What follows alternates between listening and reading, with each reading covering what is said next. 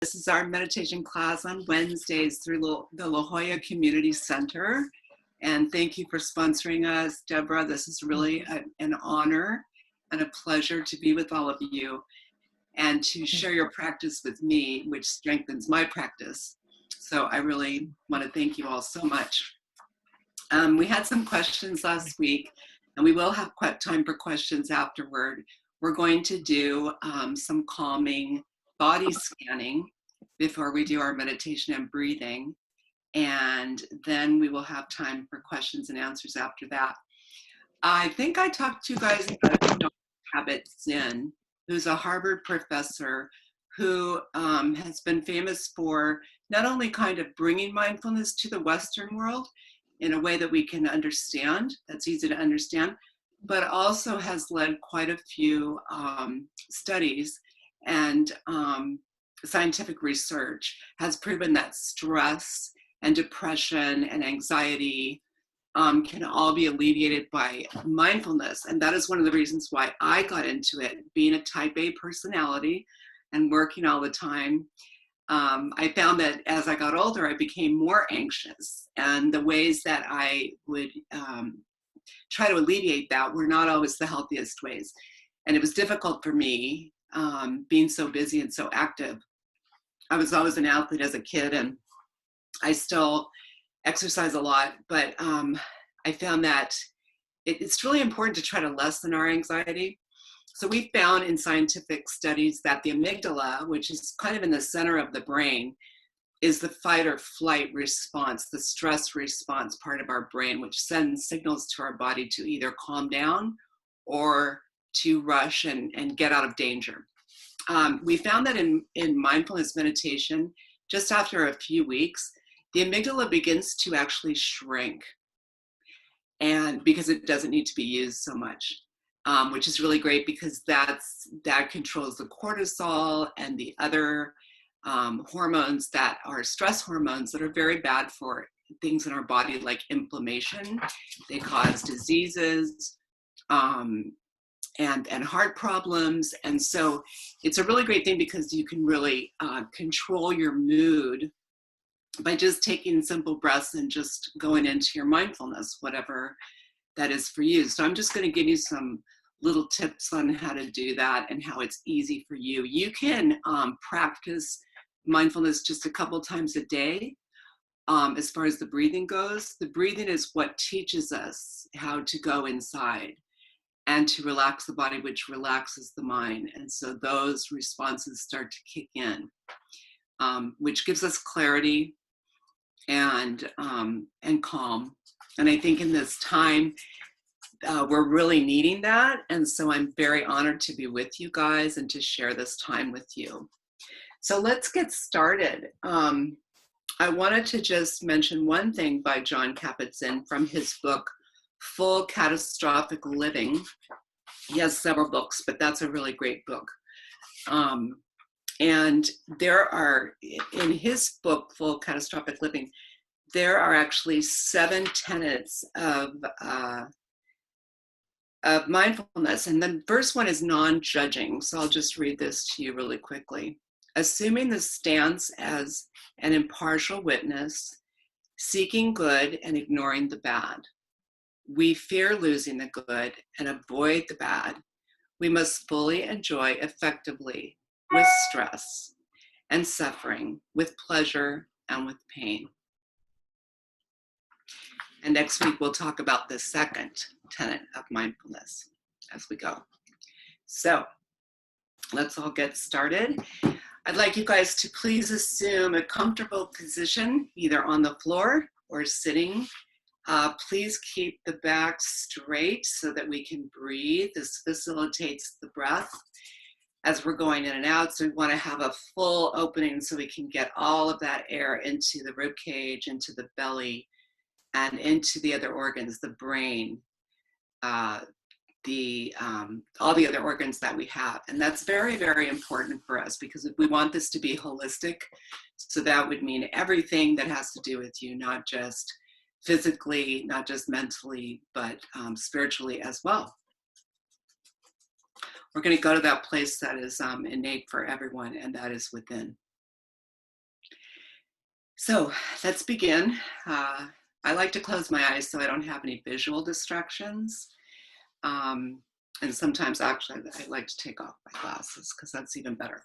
So you can do that, or you can just look down to a spot that is calming for you, or you can barely close your eyes if you like. You can keep them open.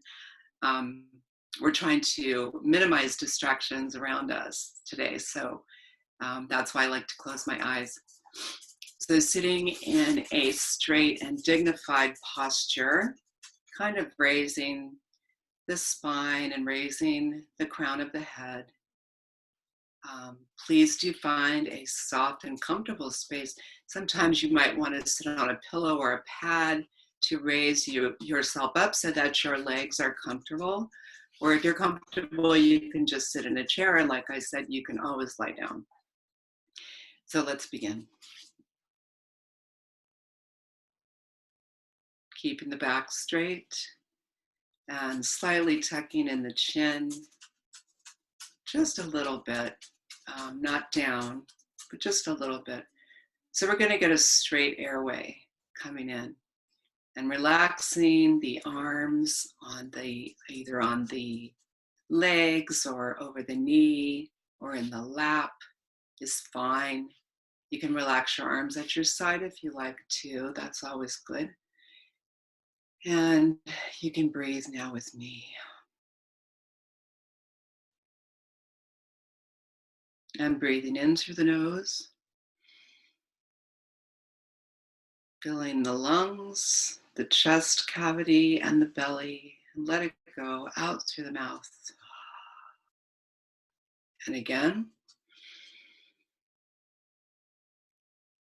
and release.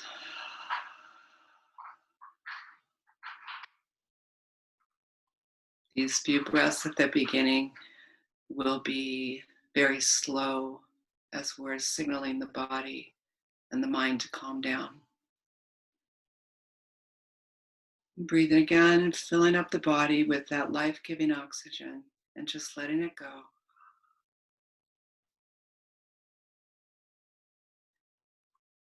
And on the in-breath, feeling the chest fill up, letting the shoulders drop and relax. Feeling the belly full. And when we let it out, the belly goes back and contracts inward. And breathing again. And breathing out.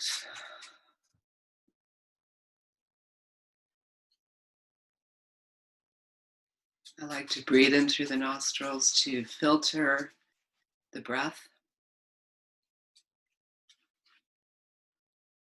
You might feel sensations in the nostrils, such as coolness or heat, and in through the body as the air travels down through the throat and into the chest.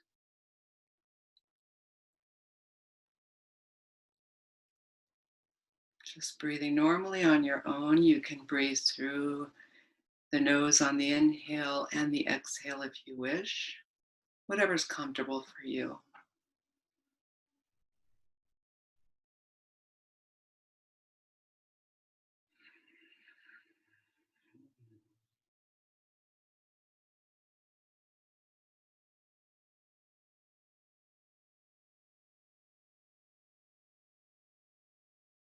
You may want to place a hand on the belly or the chest and just notice how you're breathing. Are you filling up the chest? Do you fill up the belly? Do you feel the warmth as the air comes in and goes out? And as we relax the body and the mind, beginning with the very top of the head, relax the scalp. Continue to breathe. Send that life-giving breath to the scalp and relax the head. Relax the brow muscles and the cheeks and the jaw and the neck and the ears and the shoulders. Continuing to breathe.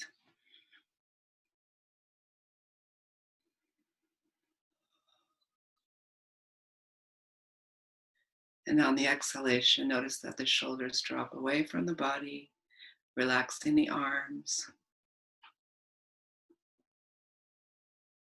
relaxing the forearms, the upper arms, the elbows, the wrists, and the hands.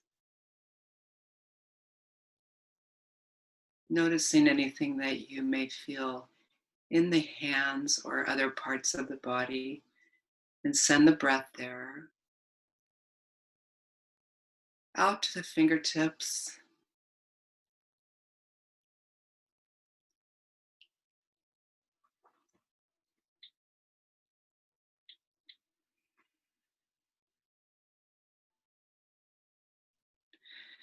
Feeling sensations in the chest as you breathe in, opening up the throat, opening up the lungs, and fully filling the chest cavity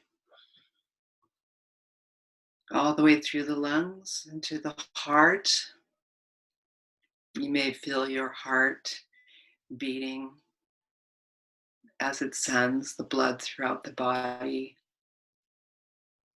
as it does throughout time, from the time we're born, before we're born, until we pass.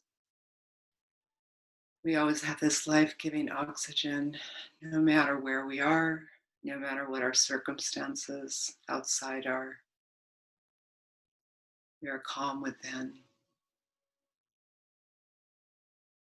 Continuing to breathe and relaxing the chest muscles and the belly and the hips.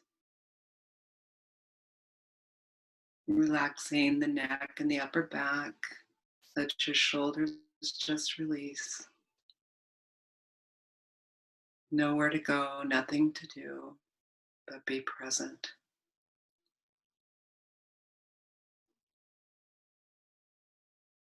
Relaxing the hips, opening the hips, opening the legs.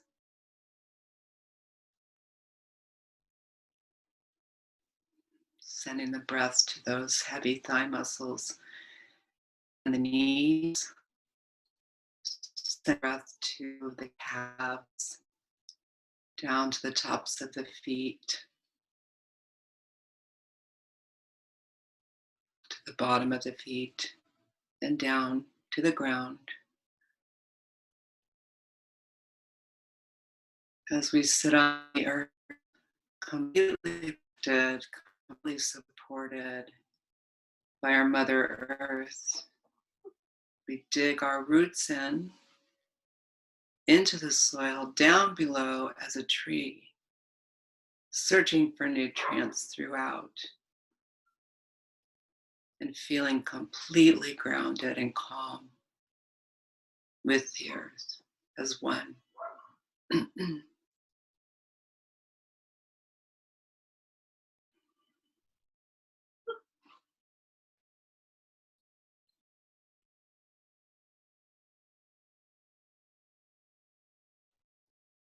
Continuing to breathe in and out at your own pace.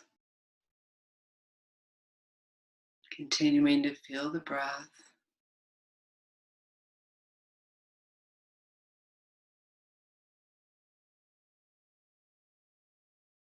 Relaxing the body, relaxing the mind.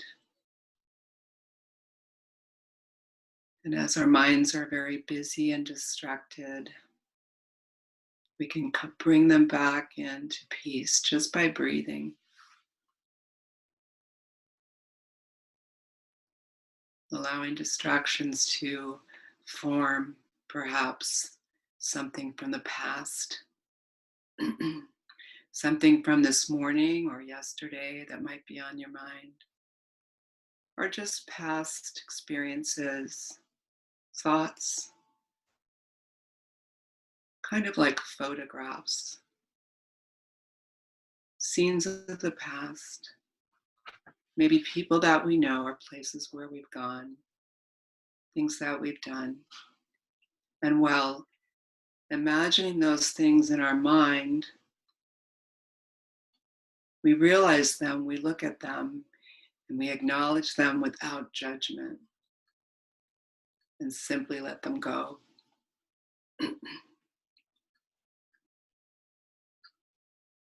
Coming back to our breath. Excuse me. Coming back to the breath always. And watching those thoughts as they are just thoughts that pass throughout our consciousness every day, all day. Letting them go. Perhaps seeing them above as clouds. Allowing the clouds to just pass by in your mind's eye and disappear.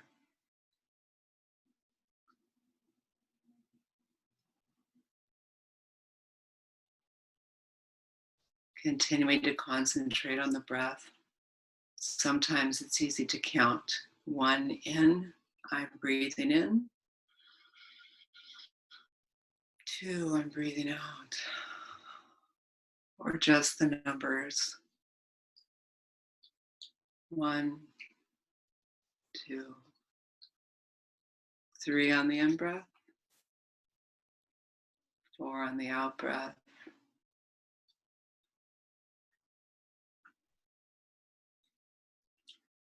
I am breathing in peace. I am breathing out peace.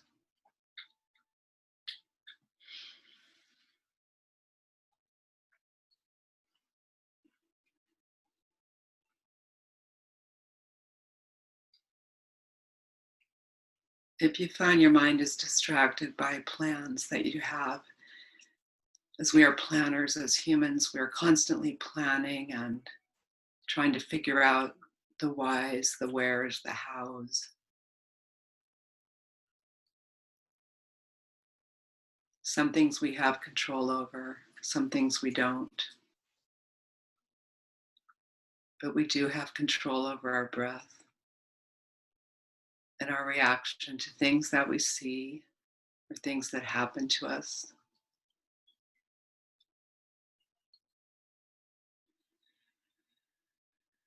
Those thoughts may bring anxiety, schedules, deadlines, bills to pay.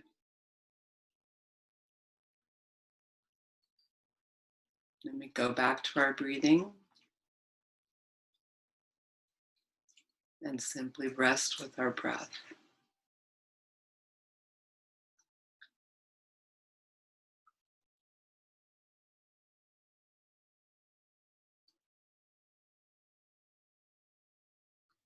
Going deep, deep within to our inner being, our true self.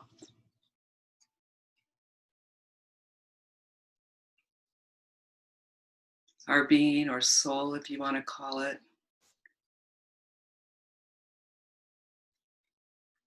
Everywhere we go, that is where we are. That doesn't change for us. We make the choice to constantly, consciously breathe, noticing what is around us and what is in our mind's eye, in our field of thought or vision. And simply seeing that, acknowledging that, and letting it go. Going back to your breath.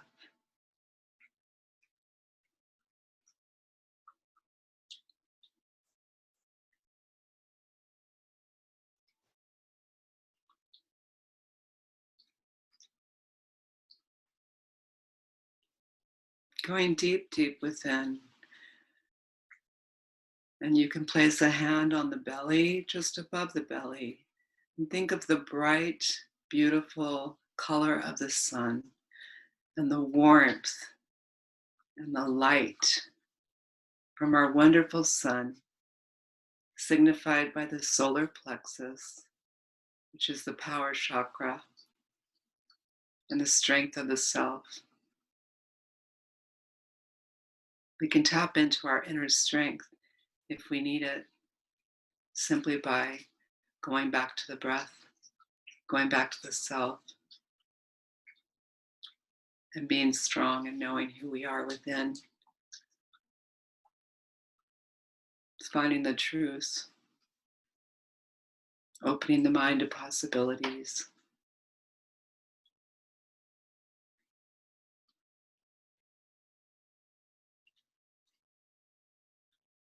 And feeling that warm breath.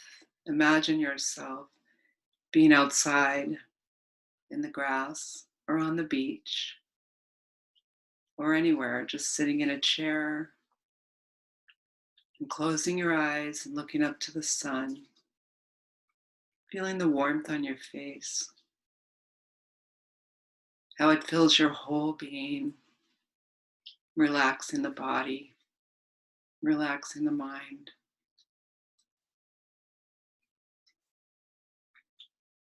The sun gives us energy on our planet and gives us energy as humans to grow. Just like the plants need chlorophyll and nutrients in the sun to grow.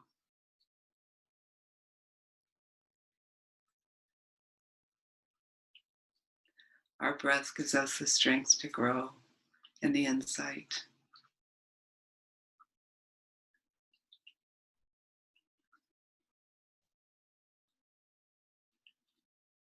And if you find that you're distracted at any time, simply go back to your breath,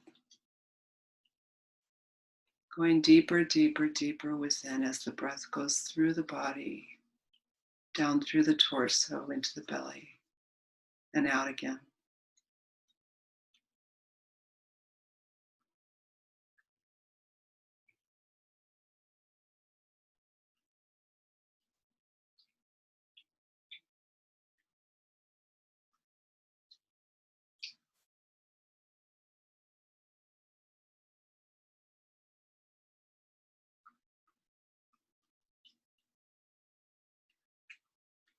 Feel the waves of the breath as your body is like a boat on the water, staying even, staying afloat, balancing out the boat as you glide, glide through the water.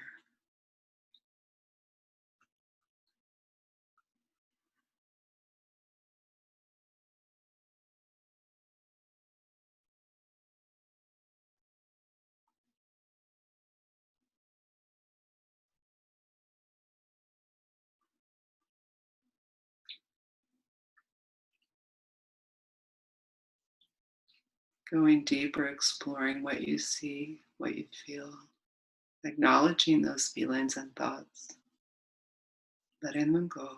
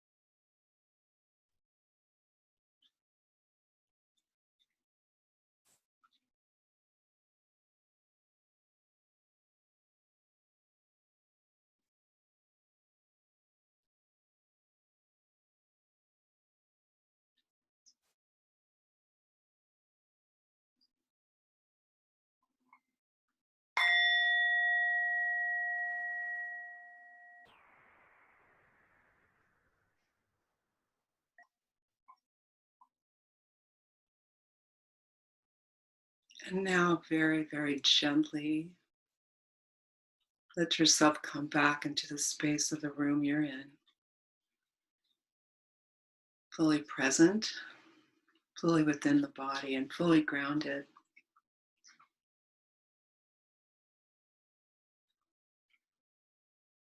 can move about, maybe stretch. Bring your arms up over your head. Big inhale. And exhale, let it go. Let it go. Stretch the legs. Whatever feels good for you. Slowly beginning to come back, feeling the sensation in the body, opening the eyes.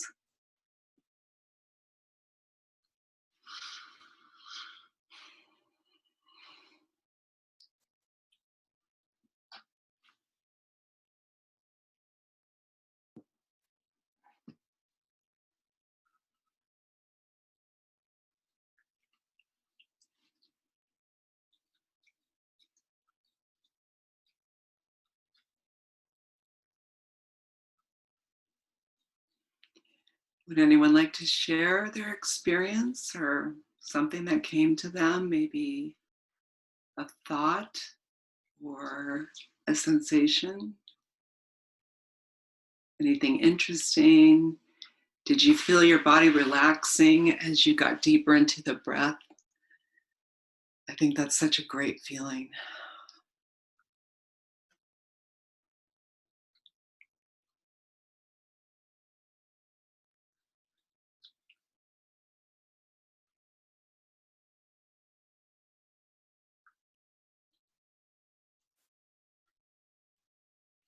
And the more that we do this together, the more apt we are to utilize this and become used to it. It's like any other practice, which is so important for me because with you guys, it strengthens my practice greatly. And I find that if I'm confused or I'm upset or something makes me react in a certain way, which is going to happen, I can let it go a lot easier if I just stop everything. And for that moment in time, just relax, go back, and acknowledge what that is and what the feelings are and feel them. And maybe you can ask yourself, where did that come from? What is my reaction to that? And why am I reacting like that? That's actually being mindful. So we have mindful eating, where we very slowly taste the food that we're taking in and chew the food for a long time and let all the taste buds and all the sensations feel what that is and be appreciative of the food that we have and sit in silence and do that. We're so used to doing different things, eating while we're doing other things, maybe watching TV, but it's a really good practice just to sit with yourself and eat. And that's a good practice. Also, walking meditation is very important, where we slowly walk and just pay attention to the feet being fully planted on the ground. So you're starting with your heel, then to the ball of the foot, then to the toe. And next step, heel to the sole, to the ball, to the toe. And breathing in alignment with that. And that we can do anywhere too.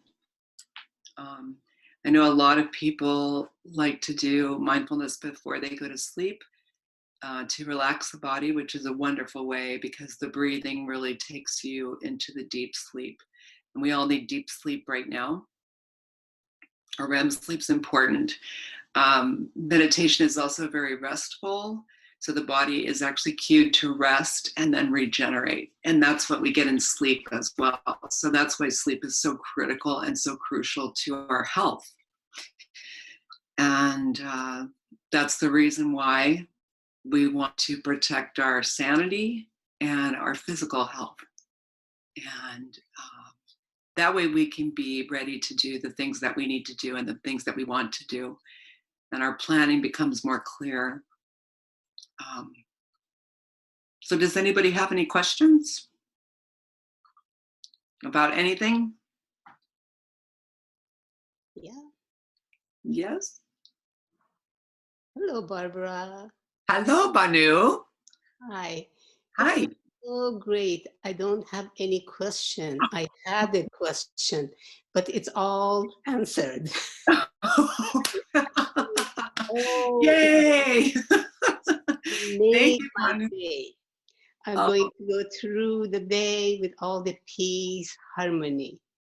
And definitely, we need more of you with that meditation. Anytime, any day, especially at this time of the year, that we're all tense and we need to relax. mm. Thank you very much. Oh, Banu, thank you so much. Very Thank you so much, my great teacher. That's quite an honor. Um, thank you so much. We do need to practice this and be aware and tell everyone we know so that we can all learn what what a wonderful, joyous, and loving thing it is to learn how to really breathe and be fully present within our bodies. Um, and so, yes, we need that right now. We do. Does anybody else have any questions or thoughts? And if you can think of anyone that you'd like to invite, oh, here's one. Oh, Barbara. thank you, Shelley. Thank you, Shelley. Come back next week and bring some questions when you come. And we can talk about it. Mindfulness is so big and so, it's a very expansive practice. And it's got a lot of ins and outs, and there's a lot of knowledge and a lot of education involved if you want to learn more about it. I have a question. Yes. So I've been meditating for a few years now, and I'm struck by how it has not led me to be as mindful as I would have expected. For me, it feels like kind of a separate practice almost. That I meditate. I have no trouble, 30 minutes a day most days, and been doing it for years. But it doesn't translate as I had expected into mindfulness, and that's what I'm working on now, is because that's helping me control my anxiety and stuff, is trying to be more mindful. But it's, I kind of thought once you meditated, I was going to say mastered, but once you meditate, mindfulness follows, but it hasn't been my experience. Okay. What kind of meditation have you done, or do you just do it on your own, or did you learn a particular type? Because there are different types of meditation. Yeah, I use mindfulness meditation, breath, watching my breath. Mm-hmm. Okay. So, It's not guided. Yeah. Okay. So, have you studied anything about just mindfulness and not meditation? Just beginning. Yeah, Okay. just beginning to do that. Okay, great. So what you're going to see, that's how I started, was with meditation many, many, many years ago, because there's so many different forms of meditation that we can do, and being present like that and being within ourselves and being whole. But when we learn about the practice and the education around the practice, and what mindfulness is, not just meditating, but actually living it in our life, and like I said, it does become more and more easy to do. But what I see that has really helped for me is studying the different teachers that have kind of developed this craft, because it's very individualized for people. So mindfulness to me might be something different to you, but there are all kinds of facets about it. And like I said, and people use it for different times of their lives and different things that they do. So like in sports, you might, a sports therapist would probably say to somebody, okay, this is what we're going to practice. We're going to be, meditating using our breath. And then we're going to make ourselves kind of in a flow pattern. And flow just means that feeling when you're in it, and it's easy, and there's no real tension or real hard work to be there. They just kind of are in that space, I guess, if you can say that.